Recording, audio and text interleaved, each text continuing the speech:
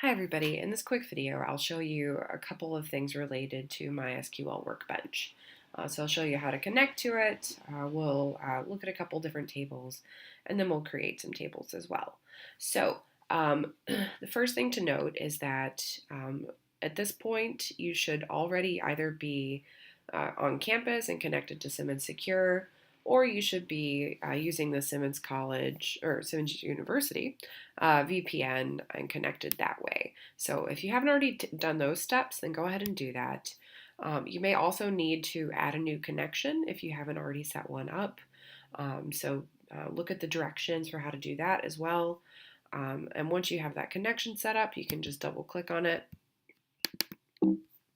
And then this window will pop up and you'll need to type in your password. Sometimes the first time that you use MySQL Workbench, it gets a little bit janky, so you might have to just exit out and then go back into it. So let's make sure that this works. Okay, and you'll know that you're successfully logged in if it says that the server's running, which we saw. For me, it was not running. And if you see your database schema over here on the left-hand side. So I have access to a lot of schema that you don't have access to, just because I need access to yours to grade it. But you should see that you have your database set up for you over here on the left-hand side. And so then you would want to go ahead and either double click on your database to bold it. You could also right click and select set as default schema as an option as well. Okay, so now that you're here, you can see you've got your database over here on your database schema over here on the left-hand side.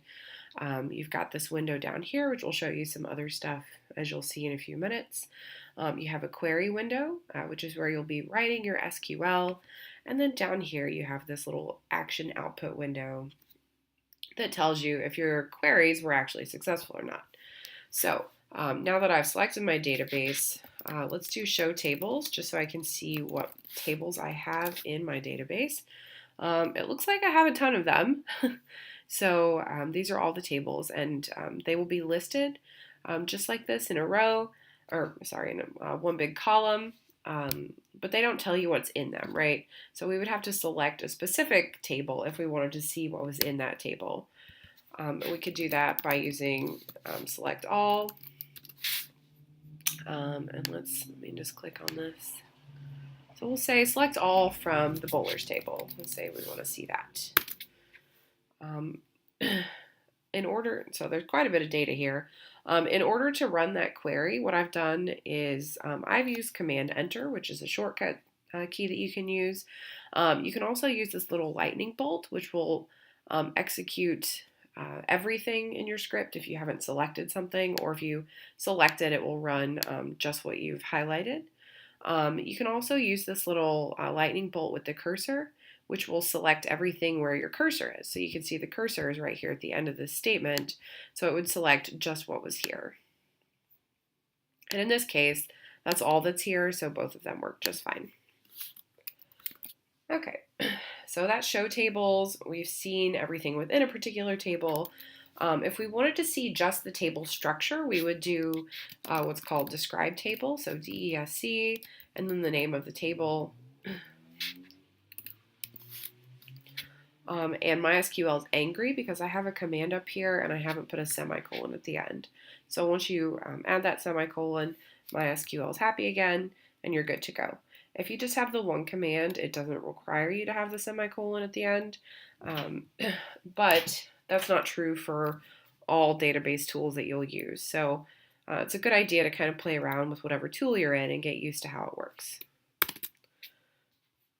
Okay, so describe bowlers shows us the structure of our tables, which will be really important for you, particularly as you start creating your tables. So here we have a bowler ID, which is our primary key. Then we have a bunch of other attributes as well. Score, team ID, which is a foreign key for the teams table.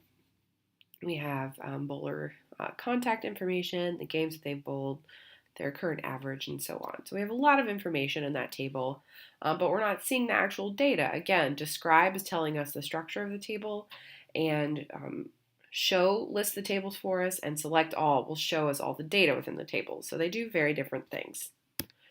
Okay, so let's say that we want to create a table called pets.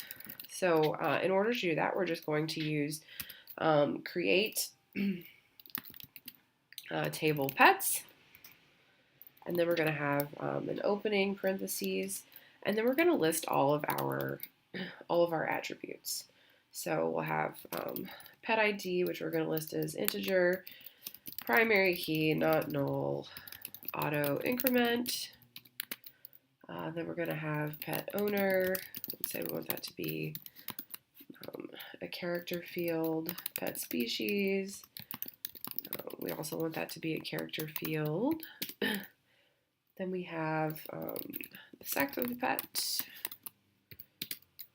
We have the birth, which is a date. And then we have the death, which is another date. And then we have, let's see, why doesn't this like this? Unexpected pet species. Okay, so the reason we have an error here is because I failed to put a comma. So we'll add that comma in. And then as you can see, that little red X goes away. MySQL is happy once again. And hopefully if we run this, it will work correctly. Awesome. So as you can see, you may have noticed this little action output window. And down at the bottom, our create table pets was successful. And it says 0 rows are affected because no rows have been affected, right? So we haven't added any data into this table yet. We've just created the table structure.